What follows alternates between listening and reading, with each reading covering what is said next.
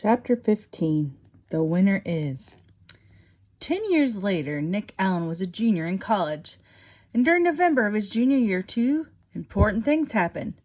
First, Nick turned 21, and the Friendle Trust Fund set up by his father became legally Nick's. Nick was rich. Very rich. Nick was so rich, he couldn't even begin to imagine how rich he really was. Nick wanted to give his parents some of the money, but they did not need and would not accept it. But Nick reminded them that they always wanted to travel, and they should think of this as a big birthday present or something. So they accepted.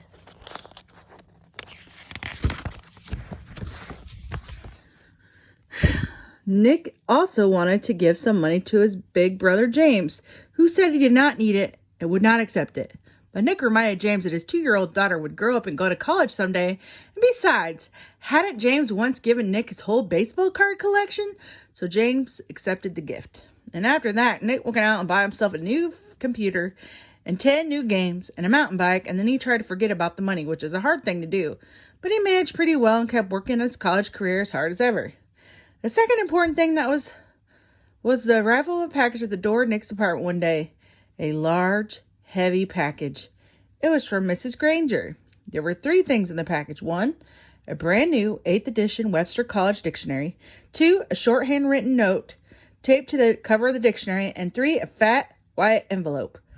Turning the white envelope over, Nick had saw his name. He had written it there one September afternoon in Mrs. Granger's room after school 10 years ago. Nick set the envelope down and gently peeled the note off the front of the dictionary. My dear Nicholas, please turn to page 541 of this book. Nick grabbed the dictionary and leafed to 541. His heart began pounding.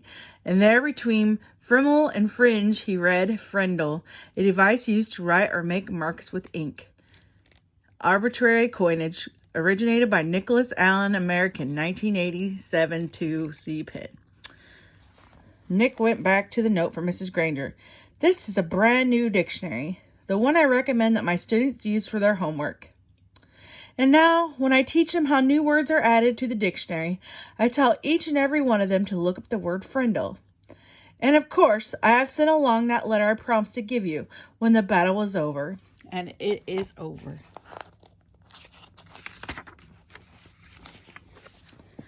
Your teacher, Lorelei Granger.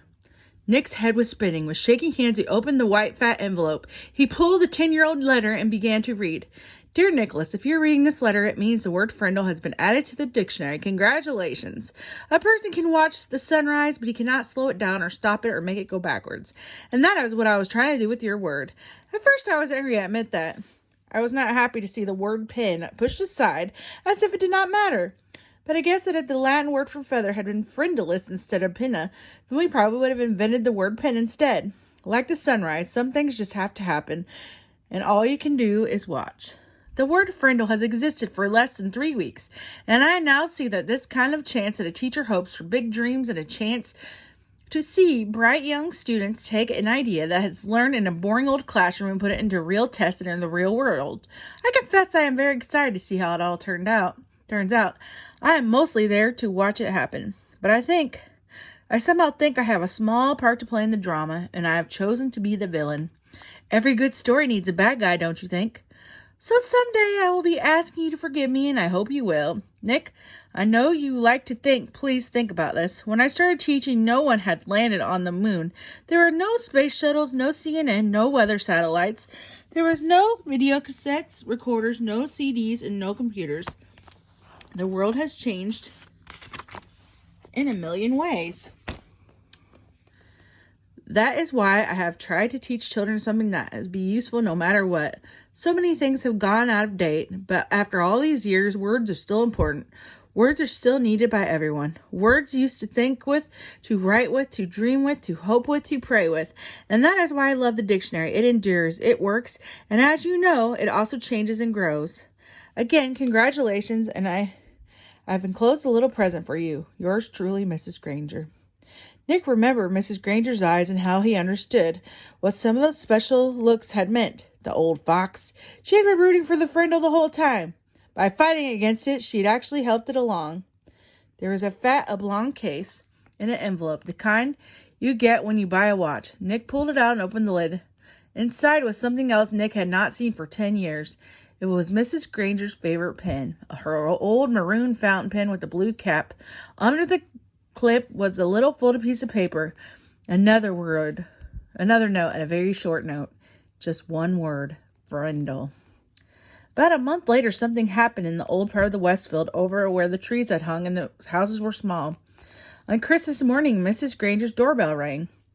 Mrs. Granger opened the doorbell, but no one was there. Someone had left a package inside her storm door, a box wrapped in green paper with a red bow and a white envelope taped to the end. She smiled and stood and picked it up. As she picked up the package, she noticed a red, white, and blue express mail envelope sticking halfway under her mailbox next to the doorway. It must have been delivered late on Christmas Eve. She opened the storm door and plucked the envelope from the mailbox. And then shut both doors and went inside with a shiver. Mrs. Granger went across the living room and sat on the couch. The express envelope was from Westfield School District office. It looked important, so Mrs. Granger opened it right away. It was a letter from the superintendent, a letter of congratulations, a permanent trust fund for college scholarships that had been established with a donation of $1 million from one of your former students. It would be called the Lorelei Granger Student Fund. Mrs. Granger was sure to make it was a mistake or maybe a prank. $1 million? Nonsense. She had the urge to pick up the phone and tell the superintendent to call and straighten this out right away. But this was Christmas morning, and even though the superintendent was one of her favorite former pupils, Mrs. Granger decided to wait. It couldn't hurt. Besides, the other package was sitting next to her on the couch. She waited impatiently for its red bow.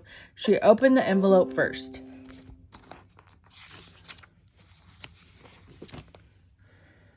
It was a little Christmas card with a sloppy note, obviously the work of a 5th grade boy. Dear Mrs. Granger, you're one of my favorite teachers. Here's something I want you to have. Sincerely, a student of yours. Mrs. Granger glared at the spelling mistakes and then chuckled and shook her head. Kids are always the same, year after year. Here she was in her 45th year of teaching, all set to retire in June.